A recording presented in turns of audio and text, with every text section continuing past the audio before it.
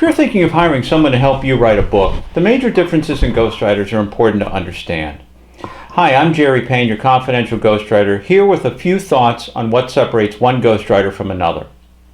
First and foremost, understand that there are ghostwriting individuals and there are ghostwriting companies.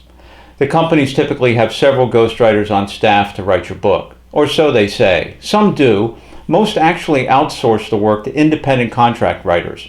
How do I know this? Because sometimes these companies call me and say, hey, would you like to write a book for one of our clients?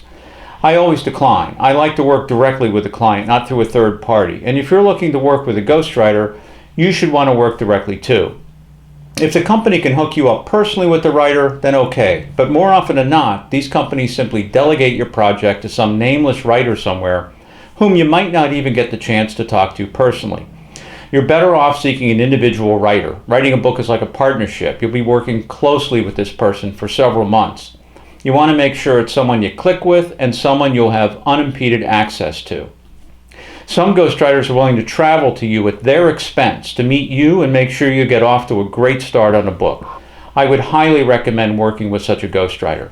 Now, it has to be said that as this video is being created, we're living in a slightly different world. The COVID-19 virus is limiting travel, but there's always Zoom and other video platforms. It might not be as good as face-to-face contact, but it's not bad. The important thing is that your ghostwriter be willing to work closely with you in some way and really get to know you and the content for your book.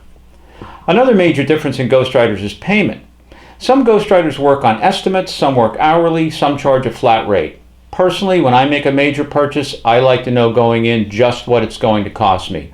I'd recommend you choose a ghostwriter who tells you right up front what the total cost is going to be. And of course, that cost should be reflected in a solid contract.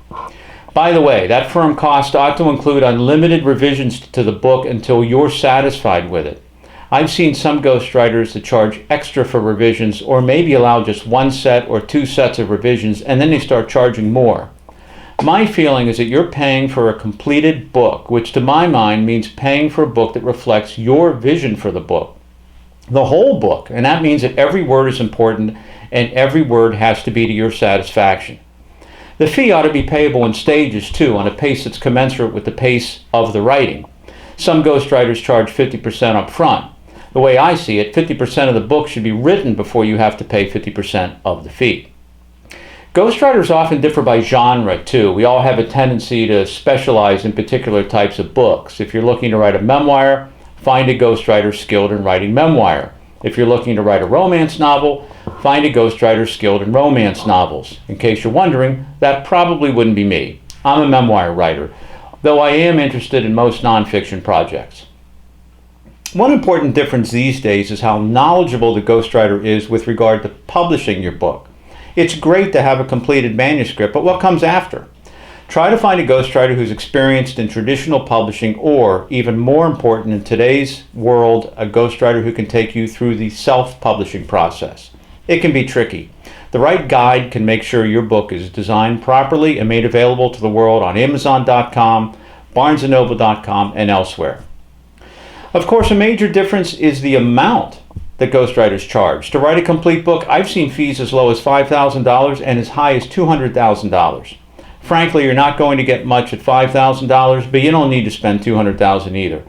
Find a ghostwriter whose fee is in your comfort range. Like most things, price equates to value. How good is the ghostwriter you're thinking of hiring? The best way to find out is to read some of his or her work.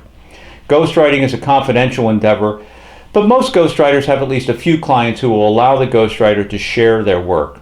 Read it and see if you feel as though the ghostwriter is worth what he or she is charging. There are other differences, of course, but those are the major differences in ghostwriters.